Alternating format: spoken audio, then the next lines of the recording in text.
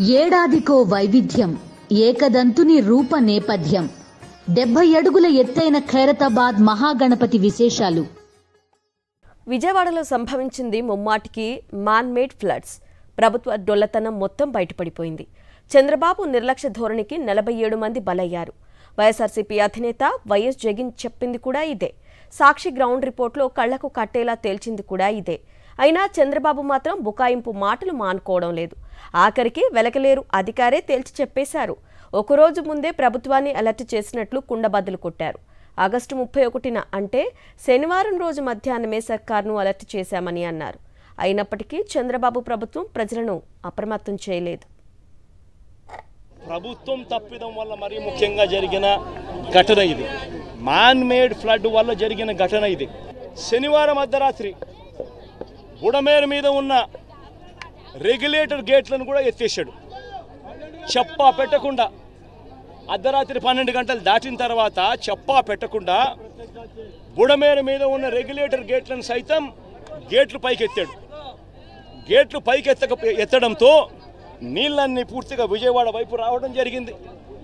శనివారం ఉధృతంగా కూడా లెవెల్స్ పెరగడం మొదలుపెట్టాయి. నేను అడుగుతా ఉన్నా, ఎందుకో ఆ పరిస్థితి తీసుకొచ్చినారు అని. ఆ రెగ్యులేటర్ గేట్స్, బుడమేరు మీద ఉన్న రెగ్యులేటర్ గేట్స్ మీరు ఎందుకు ఎత్తాల్సి వచ్చింది?